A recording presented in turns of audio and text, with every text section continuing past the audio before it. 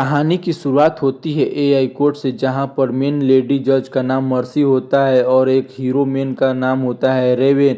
वह एक अपराध के जुर्म में वह कोर्ट में आया होता है। यह एआई कोर्ट होता है जो मुजरिमों को कम से कम समय में उस अपराध का सजा सुना देती है। मर्सी बोलती है रेवेन अपनी पत्नी के हत्या के जुर्म में इस एआई कोर्ट में आया होता है। वह यकीन नहीं करता है कि मैंने पत्नी का हत्या किया। फिर पुलिस ने वीडियो चालू करता है और लास्ट में देखते हैं उसकी पत्नी का हत्या हुआ होता है और पुलिस वाले पूछते हैं कि हत्या किसने किया, तो वह रेवेन का नाम बोल देती है। इससे रेवेन की समस्या और बढ़ जाती है, लेकिन उसने हत्या नहीं किया होता है। और मेन हीरो होता है वह एक ऑफिसर होता है जिसने ही ये एआई मर्सी कोर्ट को लॉन्च किया था, जिससे मुजरिमों को कम से कम समय में मौत की सज़ा सुनाने में आसानी होती थी और कम से कम समय लगता था अपराध को सज़ा सुनाने में। एआई मर्सी जो होती है वो एक एआई होती है।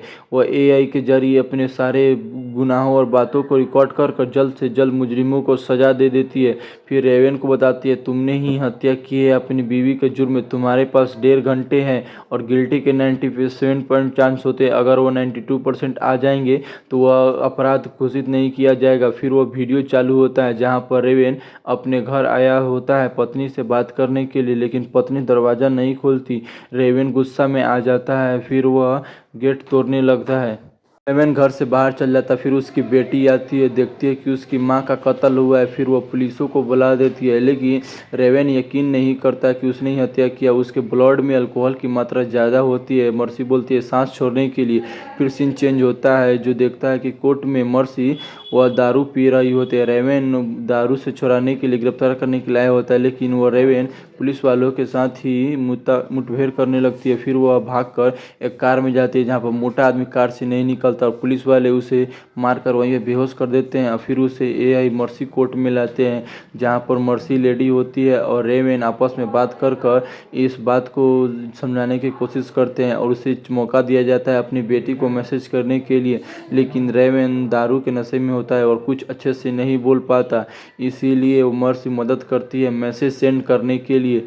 कुछ भी वो बोल ले, लेकिन वो अच्छा नहीं होता। फिर उसका सीन चेंज होता है उसके दोस्त के पास जो अल्कोहल उसे दारू छुड़ाने के लिए मदद करता है। उसका बहुत बढ़िया दोस्त होता है, उसे कुछ समझाता है तुमने हत्या नहीं किया होगा। उसके जांच करने के लिए बताती है कि अपने मेरी पत्नी के साथ अच्छे संबंध थे। वही वीडियो फिर से चालू हो जाता है जहाँ दिखाया जाता है 20 साल पहले वो शादी किए थे, उनके शादी में कोई खराबी नहीं थी, वो अच्छे से लाइफ स्पेंड कर रहे थे, उनके दोनों के बीच कोई झगड़ा उगड़ा नहीं था। फिर वह अपने पत्नी का हत्या कैसे करेगी यही देखकर वह तंग हो जाता है। फिर उसके पिछले सारे चैट पढ़ता है, मैसेजें पढ़ता है, लेकिन बार बार उसकी बीवी बोलती है मेरे पति मुझसे नाराज़ हो रहे हैं। रेवेन यकीन नहीं करता है। मर्सी पूरा अपनी बातों को पूरा दिखाने में मदद करती है। फिर वह अपनी पत्नी को थोड़ा धक्का देकर भाग जाए। फिर उसकी चेंज सीन होता है जहाँ पर उसकी बेटी अपने बॉयफ्रेंड के साथ कॉल पर बातें कर रहा होता है। उसका पुराना भी 2 आईडी होता है जो अपने एक पिता से छुपा कर एक आईडी चला रही होती है और एक पब्लिकली आईडी होता है। ये रेवेन देख और भी नाराज होता है। फिर वो घर का वीडियो चालू होता है। फिर अपने बेटी को कॉल करती है उससे बात करने के लिए, क्योंकि उसने अपनी मॉम का हत्या किया। लेकिन रेवेन समझाता है तुम्हारी मॉम को मैंने हत्या नहीं किया, लेकिन उसके नाना उससे फ़ोन काट देते हैं। मर्सी लेडी भी बताती है आप तुम्हारे गुनाह साबित करने के लिए कम से कम टाइम है, इसलिए तुम जल्दी साबित करो कि तुम गुनहगार नहीं हो और इस कोर्ट से चले जाओ। मर्सी लेडी ये इसी काम होता है और उसे 1.5 घंटे से 1 घंटा 8 मिनट बचा होता है। फिर वो पुराने बातों को याद करता है और डिप्रेस हो जाता है, क्योंकि जो रेवेन होता है वो अपनी पत्नी का हत्या नहीं किया होता है। फिर वो अपने दोस्त कलीग डायलो को कॉल लगाती है जो उसकी बेस्ट फ्रेंड होता है। वो पुलिस जब होती है उसी में वो काम कर रही है। फिर वो क्राइम सीन पर डायलो को ले जाती है और बताती है मैंने वो हत्या नहीं किया। वो घर के जाकर फोटो दिखाए, लेकिन डायलो बोलती है अगर तुम ही हत्यारे हो तुम्हारे सिवा कोई अपनी बीवी का हत्या नहीं कर सकता। लेकिन बात बहुत गंभीर होता है। कट वाला मर्सी बोलती है तुम इसको घर के फुटेजेस दिखाओ, तुम ज़्यादा बात नहीं करो। फिर 3D प्रिंट दिखाती है और सब वहीं पे ग्लास चूर हुए होता है। फिर कहीं पे ग्लास पड़ा होता है, फ्लास्क टूटा हुआ होता है। सब एआई बारीकी से मैच कर लेता है। एआई मर्सी बहुत अच्छा टेक्नोलॉजी होता है, क्योंकि जब कानून बहुत ज़्यादा अपराध बढ़ जाता है तो एआई मर्सी को लाया जाता है। कम से कम समय में मुजरिमों को सज़ा सुना दिया जाता है। उसको ये स्कैन कर सारे फाइलों खोल कर फिंगरप्रिंट भी चेक करता है। चाकू पर ही रेवेन के ही निशान थे और उसके कपड़े पर भी रेवेन के बाल के डीएनए मैच करते। सारे सबूत रेवेन के खिलाफ ही थे। लग रहा था कि रेवेन ने ही अपनी पत्नी का हत्या किया, लेकिन रेवेन यकीन नहीं करता। वह अपने पत्नी के सारे फ्रेंड लिस्ट को चेक करता है और सारे वीडियो को भी देखता है, कहीं से भी उसके सबूत नहीं मिलते। फिर मालूम चलता है उसकी पत्नी 2 फ़ोन रखा करती थी, जो एक म्युनिसिपल से अटैच नहीं थी और एक अपने यूज करती थी। फिर वह अपने दूसरे फ़ोन पर कॉल करने के लिए, अगर वो फ़ोन उसे मिल जाए तो उसे आराम से पकड़ा जा सकता। फिर वो फ़ोन दूसरे गाड़ी में होता है, वो डायलो जाकर फ़ोन चुरा लेती है और ये फ़ोन रजिस्टर नहीं होते ये इमर्सिव कोर्ट में। फिर वो फ़ोन को चेक करती है तो मालूम चलता है वो किसी गैर आदमी से बात करती थी। फिर वो कॉल पर नंबर करता है, उससे बात करने की कोशिश करता है उस आदमी, लेकिन वो फ़ोन काट देता। तभी मालूम चलता है उसकी लोकेशन ट्रेस हो जाता है।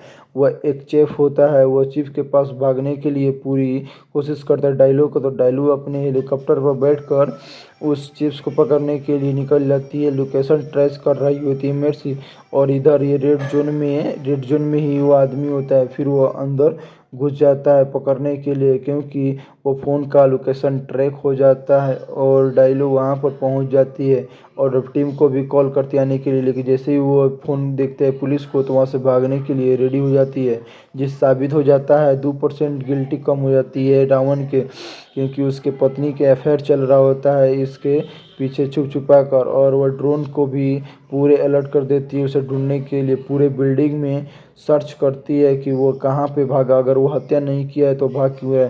फिर थोड़ा भागा भगम होता है। फिर वह डायलो अच्छी लेडी होती है, वह आखिरकार लास्ट में जाकर ही उस शेफ को पकड़ लेती है। मालूम चलता है उन दोनों में थोड़ी फाइटिंग होती है।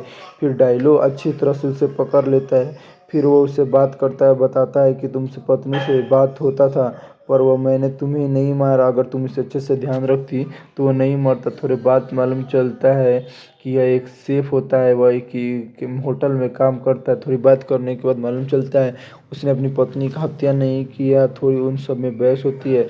वो बार बार उसे मिलने के लिए आया करता था, क्योंकि वो अपने पति से नाखुश थी, इसलिए अपने बॉयफ्रेंड के साथ वो बार बार आती थी। थोड़ा इसे रेवन को बहुत ज़्यादा गुस्सा आता था और शक इसका यकीन में बदल जाता है, क्योंकि उसे मालूम था उसके पत्नी का कोई कांड चल रहा है। फिर अब टाइम बचता है 53 मिनट और गिल्टी 98%। शक मालूम हो जाता है कि रेवन ने ही अपनी पत्नी का खून किया है। उसके पास खोजने के लिए कोई उपाय नहीं थे। फिर वो अपने बीते हुए पलों को याद करता, कैसे अपनी पत्नी के साथ वो पल को निभाया था। थोड़ी वो वीडियो भी बनाया होता है, सब खुशी के पल होते हैं। और उसका दोस्त भी अच्छा होता है, उसे दारू छुड़ाने में मदद करता है। जब उसे एक और दिन याद आता है जिसका उसका बेस्ट फ्रेंड को, और वो पकड़ने के लिए क्रिमिनल को आगे जाता है। फिर वह थोड़ी देर बात करने लगती है फ़ोन से अपने पत्नी के। फिर उसका दोस्त वो पुलिस के साथ जाता है गाड़ी के पास पकड़ने, तभी वहीं पे फायर हो जाता है। हमें मालूम चलता है पुलिस वाले पर ही हत्या करते, उसे मारकर गोर का पीच देती है। फिर वह पकड़ने के लिए गाड़ी में बैठा कर रेस शुरू जाती है, लेकिन रावण अच्छे तरह से उसे पुलचोर को पकड़ लेता है और उसे थोड़ा भगा भगा कर मार देता है। लेकिन लास्ट में मालूम चलता है वह कोर्ट से निर्दोष करार दिया गया। इससे वह बहुत नाखुश होता है। तभी वह यही मर्सी को लॉन्च करता है। फिर वह तहकीकात करने के लिए शुरू हो जाता है, क्योंकि बहुत कम ही टाइम बचा है। वह घर पर गुस्से के समय आता है, लेकिन उसने हत्या नहीं किया होता है और वीडियो को थोड़ा अच्छे से देखता है। रेवन बहुत नाराज होता है, क्योंकि उसने पत्नी का हत्या नहीं किया होता है। मर्सी भी पूरी सस्पेंस में होती है, क्योंकि उसने सबूत नहीं दिया होता है अपनी बेगुनाही का। लास्ट में धीरे धीरे उन दोनों में बहस हो जाती है। फिर उनके गिल्टी का 99% तक रावण पूरा डिप्रेस चल रहा होता है, क्योंकि टाइम उसके पास बहुत कम होता है। वह साबित नहीं कर पा रहा होता है कि उसने ही अपनी पत्नी का हत्या किया है। रेवन के पास 41 मिनट का समय बचा होता है। फिर अपने दिमाग को शांत कर कर वह अपने आइडिया लगाने लगता है किसने हत्या किया। फिर वो अपने दिमाग को चालू करता है। फिर वह अपने पत्नी का फ्रेंड लिस्ट चेक करता है, जिसमें ऑफिस के फ्रेंड भी होते हैं और अपने नॉर्मल फ्रेंड भी होते हैं। उसने सब फ्रेंडों का नाम चेक करता होता है। फिर वो बोलता है ऑफिस के फ्रेंड को अलग करो और उनके घर वाले के फ्रेंड को अलग करो। फिर उसका असली फिल्म का मज़ा यहाँ पे शुरू होता है। फिर वह चीफ का नंबर आता है। फिर उसे थोड़ी देर कॉल पर बात करने के लिए कहता है, लेकिन उससे फ़ोन नहीं उठाता और वो पुलिस वाले को कहती है फ़ोन पर बात करने के लिए। फिर वो पुलिस वाला वो जेल में ले जाकर उससे बात कराने के लिए कहता है। फिर वो रेवेन होता है उससे बात करता है, जिससे सबूत मालूम चलता है कि उसने ही हत्या नहीं किया होगा, वो कुछ अपराध में फंसी हुई है, क्योंकि उसकी पत्नी होती है एक केमिकल फैक्ट्री में काम कर रही होती है। उसे एक केमिकल का इधर उधर फेर बदल किया होता है, जिससे मालूम चलता है। उसके ग्रुप का फोटो भी देखती है, उस पर कोई शक नहीं होता क्योंकि उसके सारे दोस्त उसके ही दोस्त होते हैं। फिर डायलॉग बोलती है, उसके कंपनी में जाओ, मालूम करो किसने वो केमिकल का फेरबदल किया है, क्योंकि वो केमिकल के ही लिए वो मैनेजर थी रेवेन की पत्नी, तो उसे मारने के लिए फेरबदल करने के लिए उसे केमिकल की बहुत ज़्यादा ज़रूरत पड़ेगी। फिर उस पार्टी के दिन उस वीडियो को देखता है तो मालूम चलता है उस दिन सब कोई आया था और कार में वो टकला आदमी जो होता है बहुत अच्छा आदमी होता है। फिर वो सबका प्लेलिस्ट चेक करता है। रेवेन अपने घर के गार्डन का फोटो चेक करता है, लेकिन वहाँ पर कोई सबूत नहीं होता है। रेवेन और भी मुसीबत में पड़ जाता है। फिर वह गाड़ियों को अपने घर की तरफ आते हुए चेक करता है। फिर थोड़ा जूम करता है, वह जो डेविल होता है वह 4 आदमियों को घर पर लाता है और उसे छोड़ देता है। थोड़ी उससे बात करने के लिए मालूम चलता है वह अपराध नहीं किया, क्योंकि वह उसका अच्छा फ्रेंड होता है।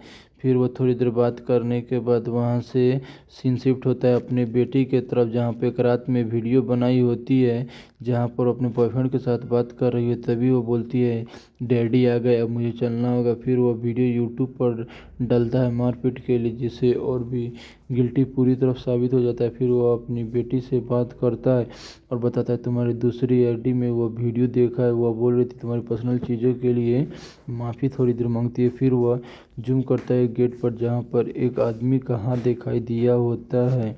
उसे देखकर और शक यकीन में बदल जाता है, जहाँ पर वो आदमी का फिंगरप्रिंट दिखाई दिया होता है। वो लड़की से थोड़ी पूछती है और बात करती है कि वो उस दिन घर में कौन था। मर्सी भी उसे फ़ोन करने के लिए पूरा छूट देती है और दोनों में बात चल रहा होता है। फिर हम सीन देखते हैं, निकोल रावण की फाइल सीन शिफ्ट होती है मिसिंग स्टॉक के नाम से। देखती है कि यूजी नाम का एक केमिकल होता है जो इधर उधर हुआ होता है और उसकी पत्नी का इसी केमिकल के लिए उसकी हत्या किया होता है, क्योंकि नाइट्रस से बहुत सारा बम या बहुत सारा विटामिन या बहुत सारा नशे की चीज़ें बनाई जाती है। 300 किलो की वो फेरबदल हुआ होता है। फिर वह रेड जोन में जाकर वो चेक करती है, जहाँ पर बहुत सारे मैसेजें का कॉल होता है। फिर वो कंपनी पर जाती है, जहाँ पे 2 लोग जाते हुए दिखाई देते हैं, कैमरे बात करते हैं, क्योंकि उसने इधर उधर किया होता है। तो रेवन से बात कर उसे मामला का सॉर्ट करने के लिए फिर में होता है, लेकिन सब जगह बहुत ज़्यादा कर्जे में होता है वह आदमी।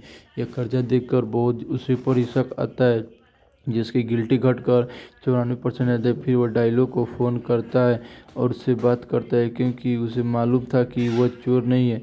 वो थोड़ी देर बहाना बनाकर वहाँ से भाग जाता है, इसका शक यकीन पर हो जाता है। फिर वह देखता है जैक डायलॉग वहीं पे पहुँचने वाली होती है, लेकिन वह ट्रक लेकर वहाँ से निकल जाता है। फिर उसका दोस्त जो होता है, जिस पर शक होता है रेवन को, उससे बात करता है तो मालूम चलता है वह इधर उधर बात फिर होते। फिर वो अपने गार्डन के फ़ोटो देखती है, जहाँ पर एक झाड़ हिल रहा था, लेकिन वहाँ पे कोई आदमी नहीं होता है। फिर वह गाड़ी से जाती है और अपने दोस्त के पास आता है और बात उससे करता है कि केमिकल का फेरबदल कौन कर रहा है होता है। तो उसने पूरा सच बता देता है, क्योंकि रेवन मैनेजर होती है, उसके बदले इधर उधर केमिकल इधर फेरबदल कर रही होती है, जिससे रावण का शक उसके दोस्त पर ही चला जाता है, जिसे बहुत अच्छे मालूम चलता है, क्योंकि वह आदमी था बहुत हरामी था, वो दोगला नहीं था। फिर रेवन सोचता रहता है किसने हत्या किया होगा। लॉस फोलिज में वह डायलो जाकर पहुंच जाती है, देखती है वो गोदाम पर पहुंचने ही वाली होती है। फिर मालूम चलता है कि वहाँ से वह आदमी जो डायलॉग होता है वही एक दिखाई दिया होता है। वो गाड़ी से पिछली टंकी से निकलकर वो घर के तरफ भागी हुई होती है। उसका टाइम भी बहुत कम होता है।